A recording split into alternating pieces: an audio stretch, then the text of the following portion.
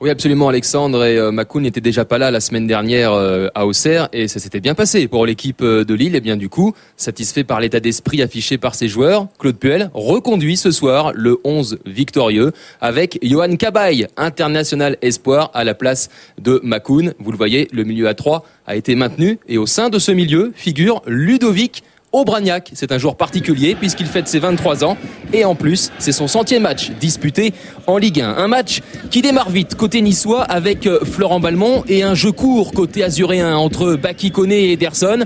Koné qui va redonner au Brésilien extérieur pied droit. Ça passe à côté du but de Tony Silva. Claude Puel, de son côté, avait demandé du rythme. Eh bien, il y en a du côté lillois. Avec sur le côté gauche, ici Michel Bastos qui récupère ce ballon. Le décalage, hop, vous l'avez aperçu, sur la gauche de Taforo. Et au centre, il y a Nicolas Fauvergue, l'attaquant lillois qui s'est peut-être trop appliqué. Le LOSC à la recherche d'un deuxième succès au Stadium Nord après avoir battu seulement Valenciennes. Corner pour l'OGC Nice. À la réception, au deuxième poteau, c'est David Elbuik qui reprend ce ballon. Vous allez percevoir ici la déception un petit peu d'Oignon. Elbuik qui dispute comme Obraniak son 100e match de Ligue 1. Ça va d'un but à l'autre dans ce début de rencontre. Ici, c'est Beria qui a la balle, qui a trouvé Stéphane Lichtsteiner, l'un des hommes en forme du LOSC en ce début de saison. Eh bien, Lichtsteiner, il trouve Nicolas Fauvergue qui ouvre le score à la 18e minute. Oubliez son occasion ratée, Nicolas Fauvergue. C'était déjà lui qui avait marqué l'unique but lillois lors du dernier Lille-Nice la saison dernière. C'est allé très vite avec à la conclusion, eh bien, Fauvergue qui devance Vincent Oignon. Il faut savoir qu'à chaque fois que le LOSC ouvre la marque à domicile, c'est déjà arrivé 3 fois avant cette rencontre, eh bien Lille n'a jamais perdu cette saison.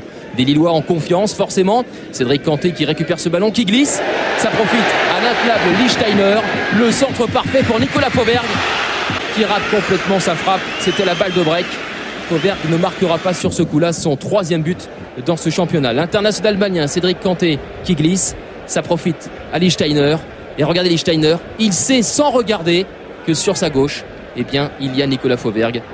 Fauvergue maladroit dans la finition. Les Niçois s'en sortent bien et réagissent avec Ederson, le Brésilien souvent à droit sur coup franc. Eh bien là, ce n'est pas le cas et pendant ce temps, Claude Puel, lui, n'est pas content. Et une constante dans cette première période, Nice est souvent passé dans l'axe sans succès. Du coup, on cherche à écarter le jeu avec Habib Bamogo qui va remporter son duel aux dépens des deux Lillois. Il va ensuite lever la tête, centrer, et Nicolas Plestan, bien malheureux, qui trompe Tony Silva. Le coup dur pour le LOSC à la 41e minute. Et une belle action collective côté niçois avec Florent Balmont ici qui récupère cette balle, qui a vu Bamogo qui va se défaire de Peter Francard, le pauvre blessé qui sortira à la pause victime d'une entorse à un genou. Il n'était pas à 100% sur ce coup-là, Francard, ça a profité à Bamogo. Nice n'avait plus marqué à l'extérieur depuis le 29 août et le match remporté à Marseille 2-0. Et Nicolas Plestan, bien malheureux, figurez-vous qu'il est né à Nice, Nicolas Plestan. 1-1, c'est un score qui satisfait à la pause le président niçois Maurice Cohen qui accueillera lundi son joker, le Rennais Cyril Jeunechamp. Pas grand-chose à signaler. Au cours des 20 premières minutes, vous avez aperçu très rapidement Ederson. Il n'est pas brésilien pour rien. Et puis ici, on va retrouver le malheureux Plestan qui est monté aux avant-postes sur ce coup franc et qui est en fait un petit peu bousculé par Ederson, encore lui. Lille accentue la pression avec ici cette balle qui va arriver dans les pieds de Kevin Miralas qui est entré en jeu parce que Lille est passé par la force des choses. Un 4-4-2. Miralas a remplacé Francard. Frédéric Antonetti sait que la deuxième période sera compliquée avec ce ballon dans les pieds tout de même David Bamogo. Les Niçois insistent. Bamogo dans la surface de réparation, ils sont 2 sur lui. Il y a surtout Lichtsteiner, c'est sous les yeux de l'arbitre et au ralenti. Il y a bien un petit quelque chose ici de Lichtsteiner sur l'attaquant niçois, mais Philippe Malige n'a rien sifflé. Des situations côté niçois et des occasions côté lillois avec ce ballon qui va arriver dans la surface de réparation à Ludovic Obraniak en retrait, la frappe de Dumont et ça passe tout près du but de Lionel Letizy.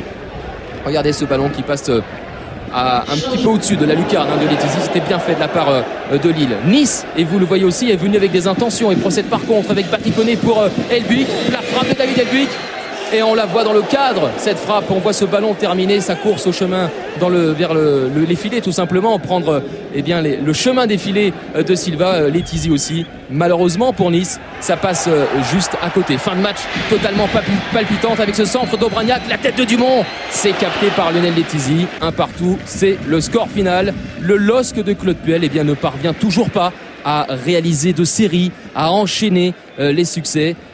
Nicolas Fauvergue aurait pu être l'homme du match. Mission accomplie en tout cas pour Jacques Abardonado et Florent Balmont.